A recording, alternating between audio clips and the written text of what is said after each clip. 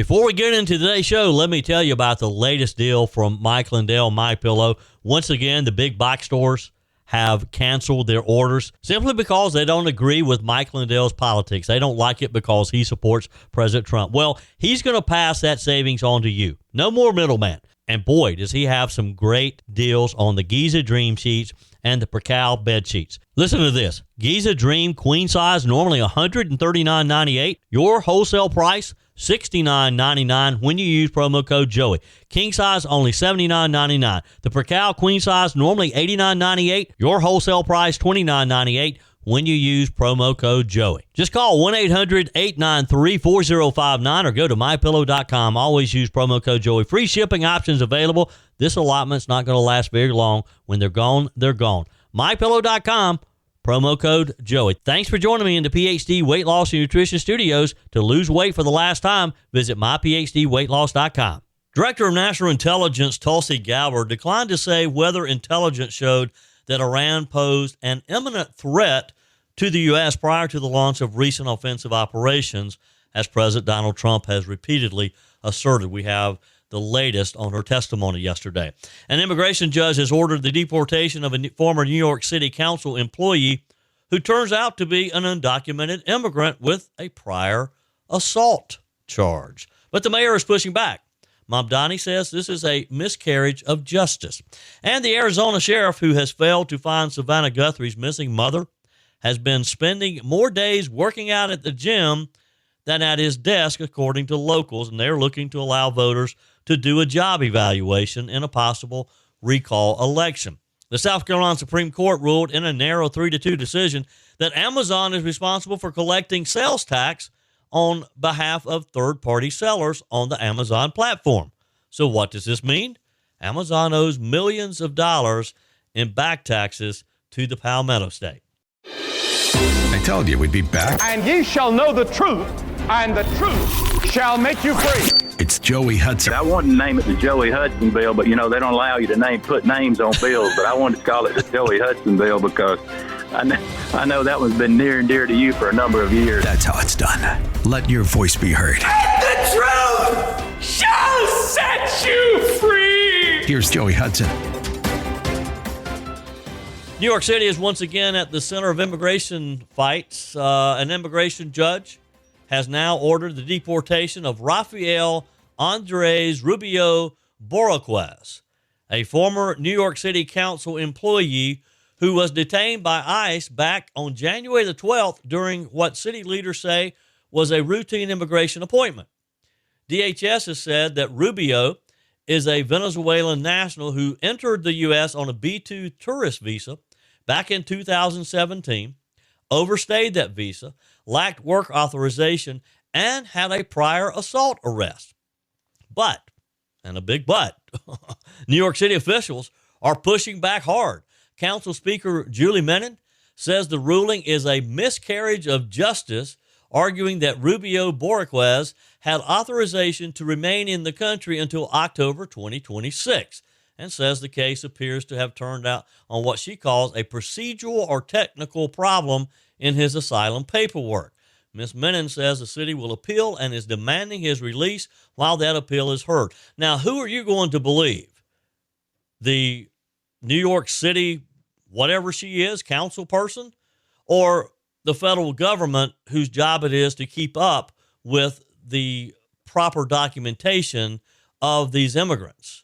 You think that he really thought he had until October of this year? Now, Mayor Zohran Mamdani is also condemning the ruling, saying that Rubio was a dedicated public servant who followed the rules and should not have been detained in the first place. Okay.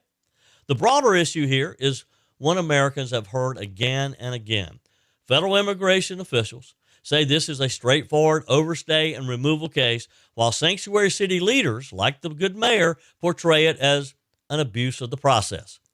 That appeal is expected to move forward ahead of an April 17th deadline cited by city officials. Now, let me ask you a simple question. How is it that someone who federal officials say overstayed a visa worked for New York City Council for a year, and now, after being ordered deported by a judge, City leaders are calling it a miscarriage of justice. That's the story. That's the story, and they're sticking to it. Folks, it tells you everything you need to know about where the country stands on immigration. Again, an immigration judge now ordering the deportation of this Rubio guy. Federal authorities saying that he's a Venezuelan national, entered in 2017, has to go home now. Working inside city government. I mean, you can't make this stuff up. ICE detained him during what was described as a routine immigration exercise. Pretty straightforward, right? Well, if you're running New York City, I guess not. If you're the new mayor of New York City, I guess not. Because the new mayor, Mamdani, and city council speaker, Julie Menon, says that this is wholly deplorable and a miscarriage of justice. It's just amazing. Now, this is where it gets interesting. City leaders claim that for some reason, Rubio felt like that he could stay here until October 2026. How do you get that confused? If you're an immigrant in a country, wouldn't you want to know exactly what your date is on how long you can stay in that country legally? Now, again, the city's promising they're going to appeal it, and I would imagine that it's probably going to cost the city taxpayers of New York City a lot of money on this. On the one side, you have the Federal Immigration Authority saying he overstayed his visa. He didn't have work authorization. He had a prior arrest, and the law is the law. On the other side, you have the city leader saying, well, he had legal protections. He was contributing to society, and a paperwork error shouldn't decide his fate. This is the divide that we see playing out across the country every day. Is immigration law about strict enforcement, or is it about interpretation, compassion, case-by-case flexibility? Because depending on how you answer that question, the story looks completely different. But here's the question I think a lot of Americans are asking. How did we get here in the first place? How does someone enter on a tourist visa, stay for years after it expires, get a job with a major city government, and only now, nearly a decade later, face deportation? That's not just some paperwork issue. That's a system issue, because whether you agree with the deportation or not, there's something clearly broken in this process. If federal officials are right, then someone who wasn't authorized to work slipped through the cracks into a government job in the largest city in America. If city officials are right, then someone who was following the rules just got caught in a bureaucratic nightmare. Either way, it doesn't inspire confidence in the system, does it? And this is where tension really heats up. You've got federal immigration law on one side, local sanctuary-style policies on the other. Cities like New York, Chicago, Los Angeles often take a very different approach to immigration enforcement. We've seen what they do. They prioritize integration services, employment, while federal authorities are focused on enforcement, removal, and compliance. And when those two words collide, you get cases like this one where a city says he belongs here and the federal government says, no, he doesn't. Who wins? Now, look, there's a human side to this as well. This is a real person, someone who, by all accounts, from city officials, showed up to work, did his job, built a life here. But he knew all along that he wasn't supposed to be here. He knew that he didn't have the proper paperwork. He knew that he had overstayed his tourist visa. Those are the kinds of stories that make these cases so complicated, because immigration isn't just about policy. There are people involved, their families involved, their livelihoods involved. Everybody is touched by someone like this. You probably have a landscaper who maybe should not be here in the country because he's not legal. Do you want your grass cut? This is the dilemma that so many people have. That's why these stories never stay simple for very long. And at the end of the day, here's where this story lands. If the rules are unclear, if enforcement is inconsistent, if paperwork determines outcomes more than facts, then you're going to have chaos. And this is what we have in this case, is chaos, just like we have in a lot of other cases around the country. Right now, that's what we're seeing. A system where federal authorities say one thing, local leaders say another, and the public is left trying to figure out, well, what's actually true? Where is the truth in this? The appeal's now moving forward. City leaders want him released while this plays out, and we'll see what happens next. But one thing is certain, and you can go to the bank on this. This isn't just about one case in New York City.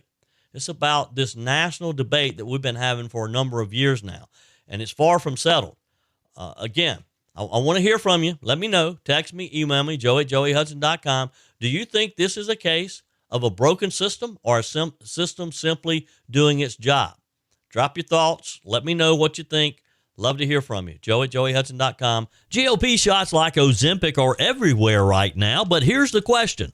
What happens when you stop? If you don't fix the reason your body gained weight in the first place, the weight comes back. Joey Hudson here at PhD Weight Loss. They don't just treat the weight as the problem. They treat it as a symptom of metabolic dysfunction, hormone imbalance, or inflammation. If you don't correct those, no shot or hack will ever last. PhD looks at you holistically to improve your health span, your energy, and your longevity, because losing weight is one thing, but keeping it off for life is another. Right now, when you call PhD Weight Loss and mention Joey Hudson, you'll receive 2 free weeks in the program, and they'll cover the cost of your food. That's real results with zero guesswork. Again, mention Joey Hudson when you call 864-644-1900. That's 864-644-1900. Visit them online at myphdweightloss.com. Stop chasing weight. Start fixing what actually is causing it. Call today. Be sure and tell them Joey Hudson sent you. Get you 2 free weeks in the program. 864-644-1900. The Arizona sheriff who became a national household name just literally overnight, who has failed to find Savannah Guthrie's missing mother, has been spending more days pumping iron at the gym than at his desk, according to some of the locals who aren't quite happy with their sheriff. Chris Nanos. He's the embattled lawman of Pima County, leading the hunt for 84-year-old Nancy Guthrie. He was spotted at his office in Tucson just twice for a leisurely 7 hours a day between Friday and Tuesday this past week. Nancy, meanwhile, has been missing for 46 days.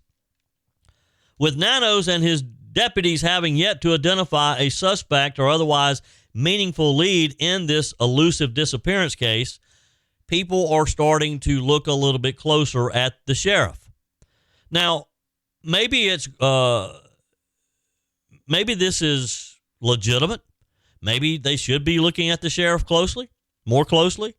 Or maybe because of the high profile, the nature of the case, it's not being fair to the sheriff.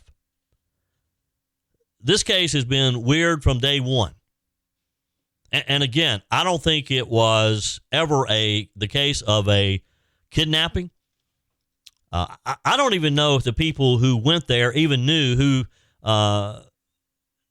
Nancy Guthrie was. I think maybe it was a robbery gone bad, and she was injured or even killed at the scene, and they panicked and they disposed of the body somehow. Now, back to the sheriff. He made a lot of mistakes, a lot of pressure. A local sheriff like that doesn't run into cases like this every day to where you have the national media just swarming around you. He's 70 years old. He's a Democrat. He, at first, endeared America with his pleas for help, only to begin to contradict himself through public interviews as the case began to languish. He hit the gym 4 times during the 5-day period, according to the New York Post. He's been cruising out of his $850,000 house in a gated community on the outskirts of Tucson in his what is being described, again, by the New York Post as his flashy Corvette Stingray for his roughly 90-minute workouts at the gym. Now, again, if it weren't for this case, nobody would care what kind of car the sheriff drives. If it weren't for this case, probably nobody would care if he did go to the gym every day of the week. But because of the case, and because it's under the microscope of how his handling or mishandling of the Guthrie case is, including the criticism that he's been sending the wrong messages to the public about the case. You know, a while back there was a story of him being with his family on a Sunday when the hunt was at its peak. Well, look, the man has a family. Again, if it weren't for the case being such a national case, nobody would really care. He's also being panned for releasing Nancy Guthrie's home as a crime scene way too quickly, according to other law enforcement authorities. He released it, took it back, released it again.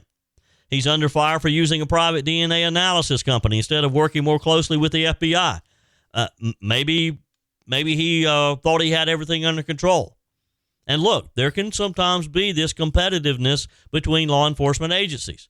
You got a local sheriff who wants to be the hero and wants to get the job done. You got the feds coming in. He doesn't necessarily want them looking over his shoulder. Sheriff Nanos is now facing a recall effort because of his actions, though. Critics have branded his handling of the Guthrie case as an embarrassment for the county. He has insisted to NBC that investigators are definitely closer to finding out who abducted Nancy Guthrie from her home in the dead of night on February the 1st. But we still don't have any answers. He says he's getting close, but Miss Guthrie's still missing.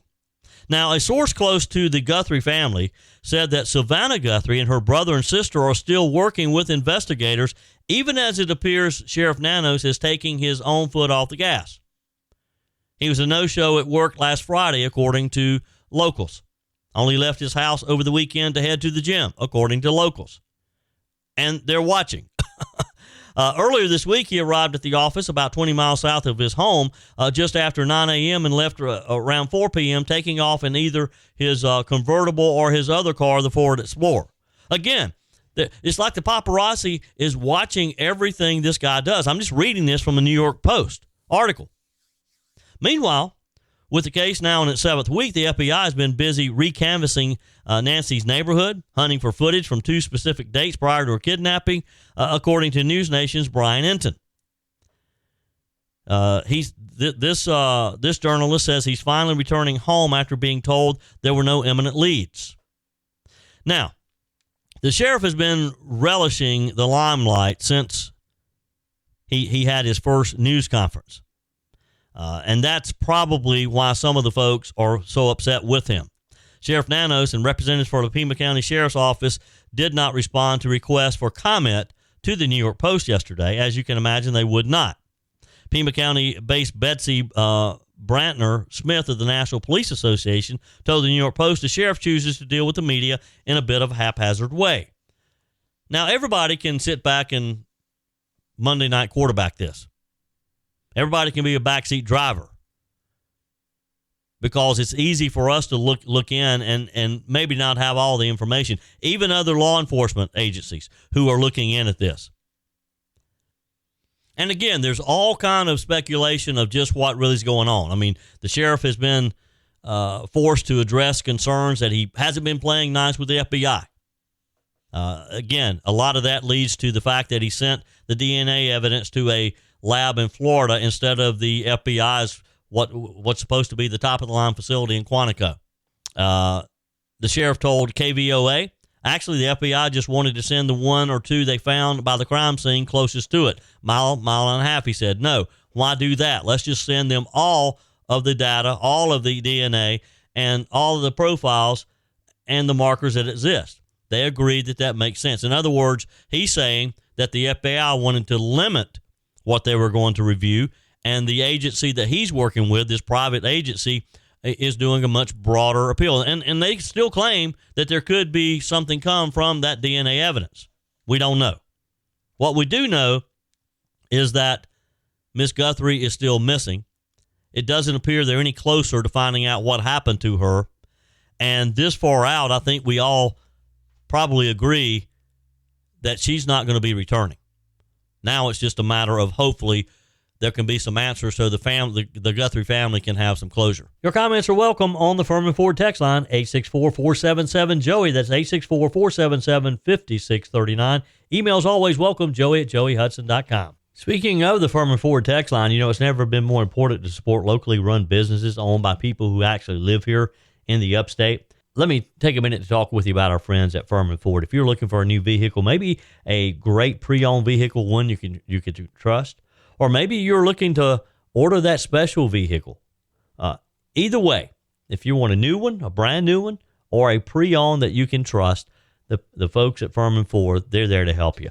Their name is on the sign because their name is on the line, because every single transaction is important to them. Jim Furman, Matthew Furman. They do business the right way. When you stop by, when you give them a call, or maybe when you just send them a quick email, you're always going to have access to a member of the Furman Ford family.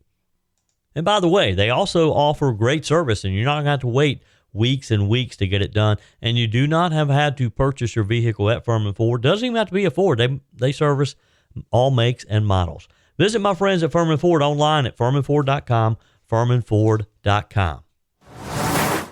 Well, yesterday was just one more day in Washington, D.C. You had several different hearings going on at the same time.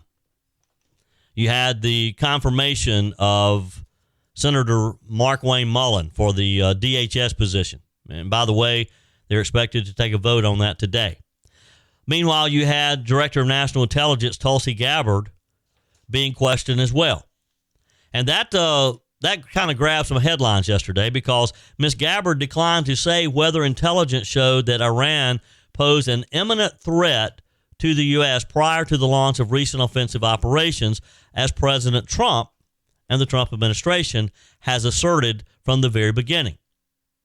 Now, it all started with Senator John Ossoff from Georgia asking Ms. Gabbard during the Senate Intelligence Committee's annual Worldwide Threats hearing yesterday.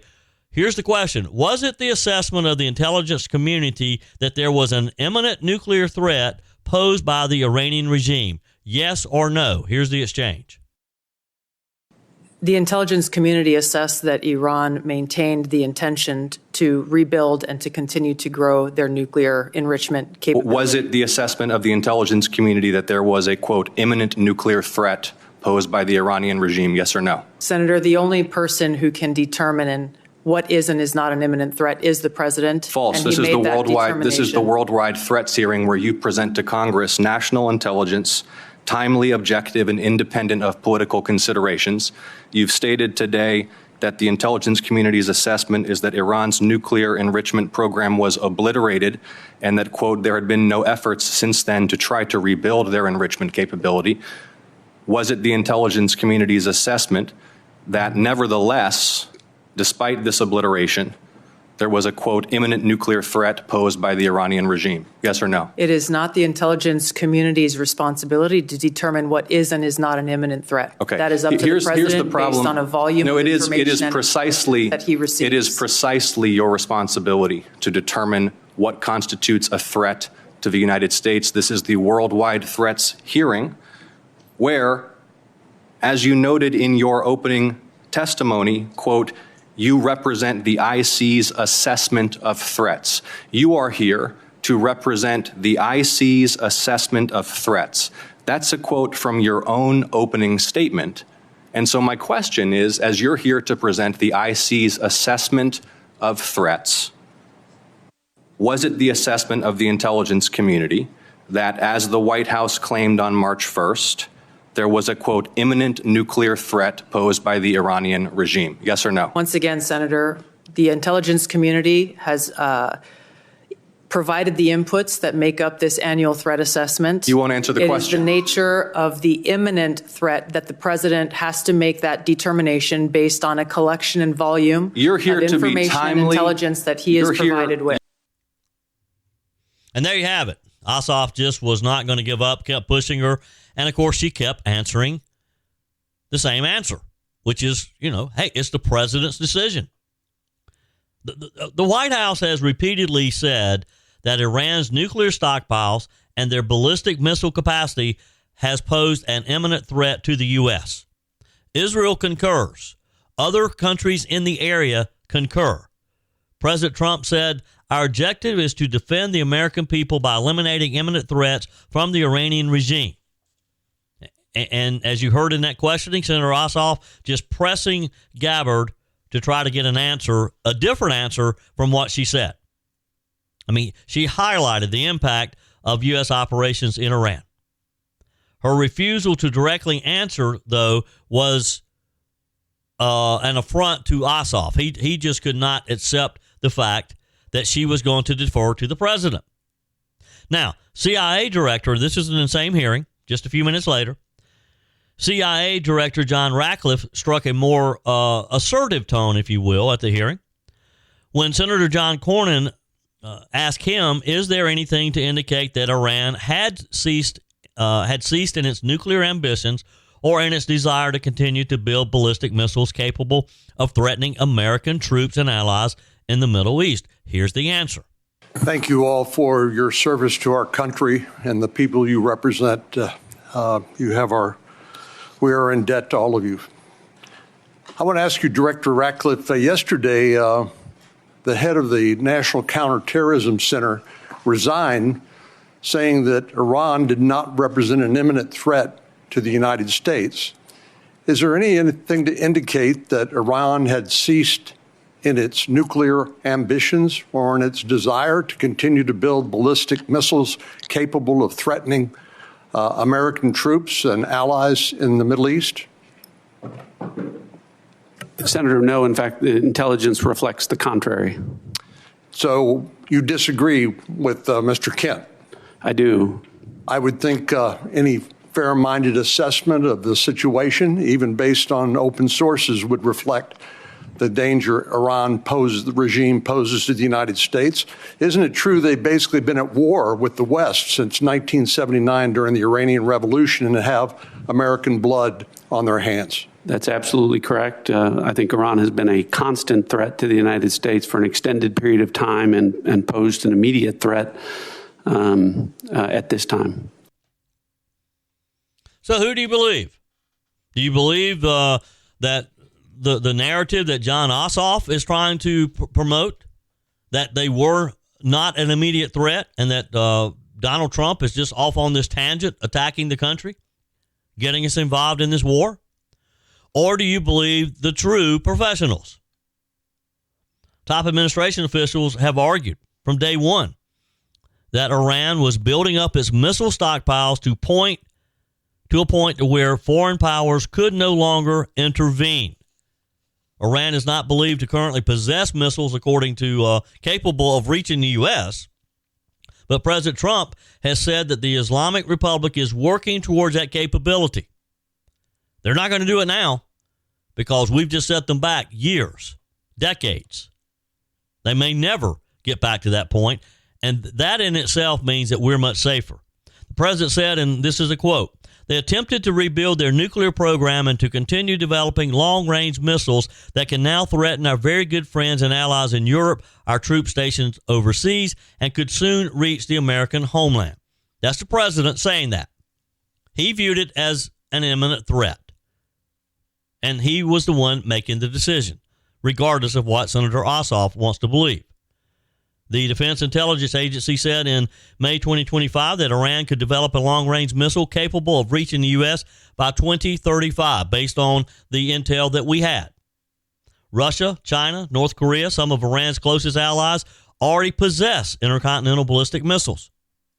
Iran possessed roughly 441 kilograms of uranium enriched to 60% as of mid-2025, again, according to our intel. Well, actually, that's according to the International Atomic Energy Agency. Enough, if further enriched to weapons-grade levels, to fuel multiple nuclear weapons. That was what we're dealing with. That was what President Trump knew that they were so close to doing if they weren't stopped. Experts estimate that final enrichment to 90% could take weeks under ideal conditions. So they could have done it pretty quickly. However, they point out that producing a functional nuclear weapon would require additional steps, including weaponization and a delivery system development, which could take months or longer. But still, we don't want to give them that time. We don't want to take the chance. Now, Fox News reported that Ms. Gabbard, as you know, is a former Democrat congresswoman, rose to national prominence in part for her opposition to U.S. military interventions overseas. She has said little publicly about the Iran conflict. But in a statement posted to X following Mr. Kent's resignation, Ms. Gabbard emphasized that the determination of an imminent threat rests solely with the president. Here's what she posted on X. Donald Trump was overwhelmingly elected by the American people to be our president and commander-in-chief. As our commander-in-chief, he is responsible for determining what is and is not an imminent threat. It's just that simple. The buck stops with Trump. Went on to say, after carefully reviewing all the information before him, President Trump concluded that the terrorist Islamic regime in Iran posed an imminent threat, and he took action based on that conclusion. Stop. In the sentence.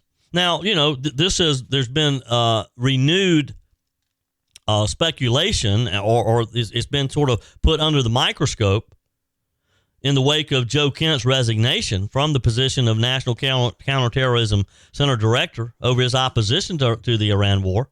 But you gotta look at the source. President Trump posted a January 2020 post on X that Kent tagged the president and wrote, "We should not sit and wait for the next attack. Wipe Iran's ballistic capability out and get our troops out of Iraq. They are only targets now. No U.S. Is a tribute to the professionalism of our military and intel professionals, not Iranian restraint." So in 2020, I guess he thought that it was a potential threat. Wonder what changed his mind so suddenly.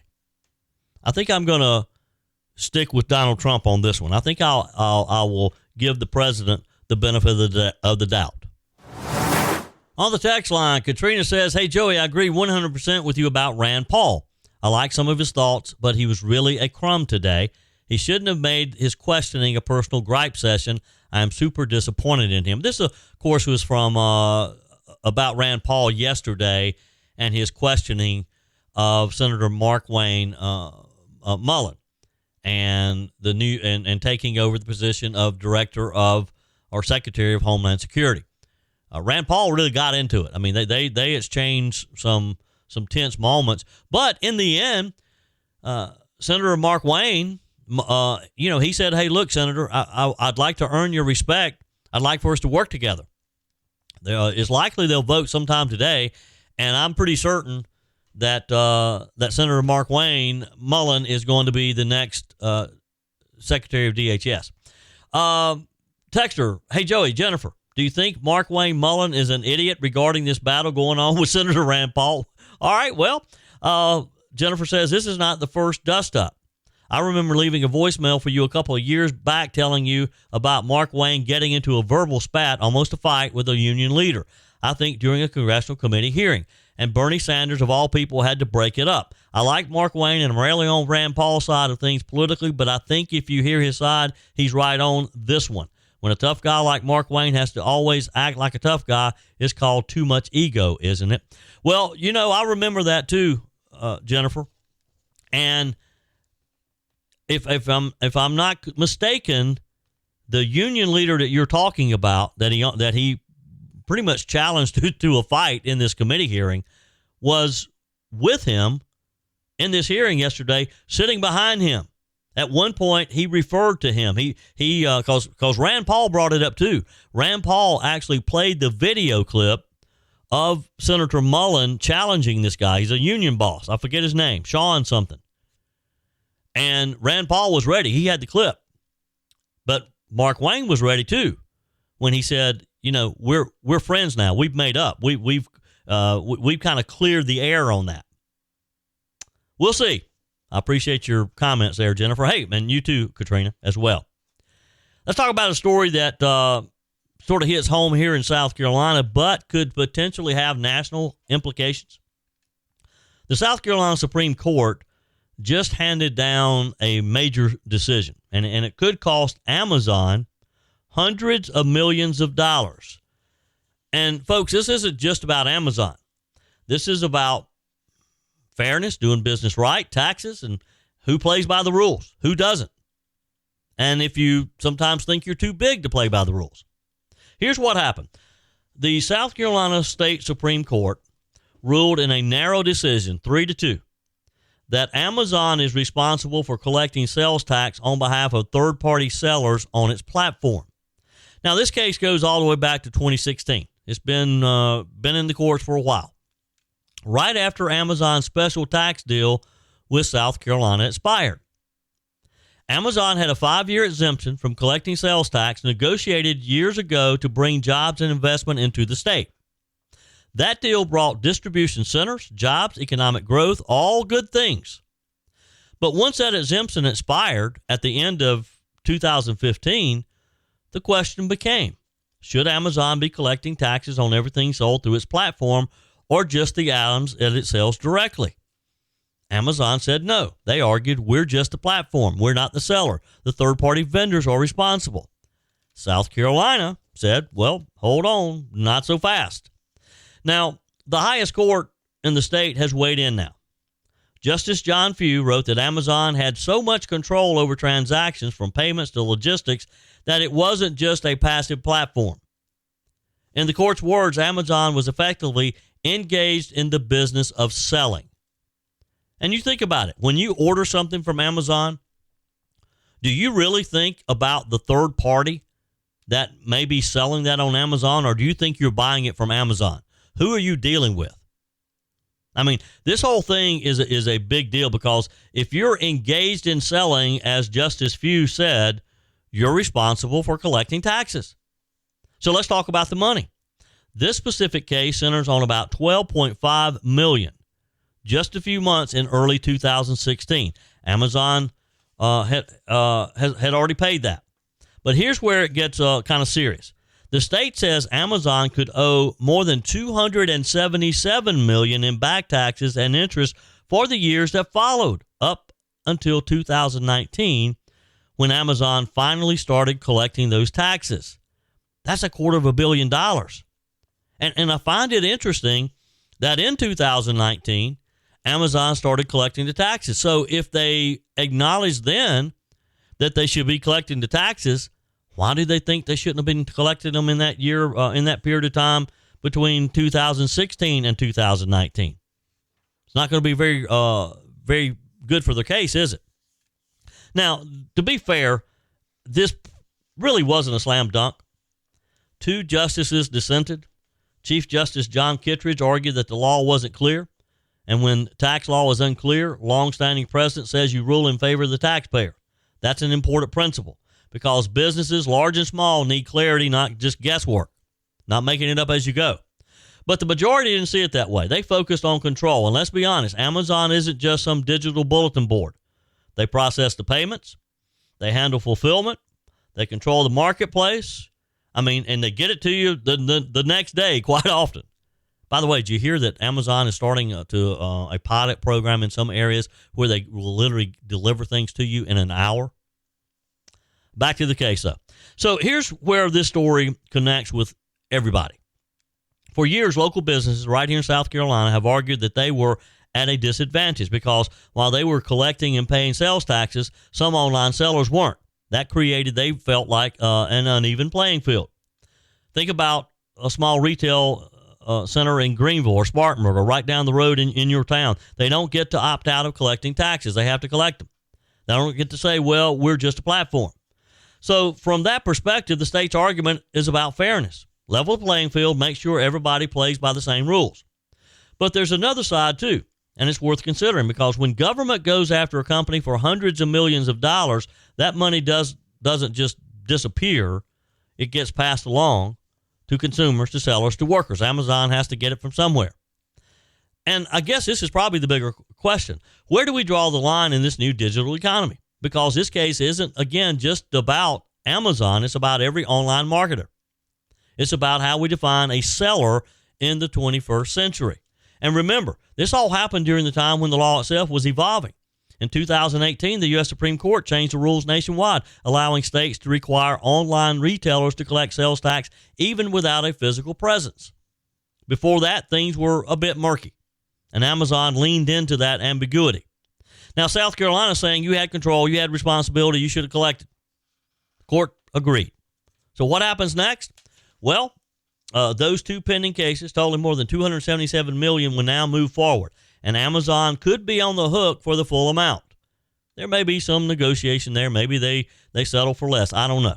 Maybe the state settles for less, But zoom out for just a second, because this case tells a bigger story. It's about how quickly technology has outpaced the law. It's about how states are trying to catch up.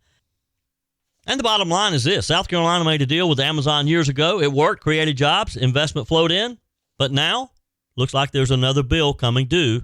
Amazon may eventually have to pay that. That's it for today's edition of Just the Truth. Thanks for joining me in the PhD Weight Loss Studios. To lose weight for the last time, visit myphdweightloss.com. If you haven't joined my mailing list yet, visit my website, joeyhudson.com. Click on the Connect with Joey button so that you can receive our emails and the most up-to-date news. Also, join me on my YouTube channel. Be sure and like, comment, and subscribe. Just search for Joey Hudson. As always, thanks for spending a few minutes of your day with me. Do me a favor and forward this episode to a few friends. Just click on the share button and send to your contacts. We need to build an army of conservatives to win our country back, and we can do that by continuing to share the truth with our friends and family. Keep those comments coming via the Furman Ford text line 864-477-JOEY. Email to joey@joeyhudson.com, and I love your messages on the MyPillow message line. Again, that's 864-477-JOEY, 864-477-5639. Be sure and take advantage of the MyPillow special, just $14.88 on the standard MyPillows when you use promo code Joey. Order online at mypillow.com or call 800-893-4053. We're back again tomorrow and hope you'll plan to join us. Until then, remember, God's got this.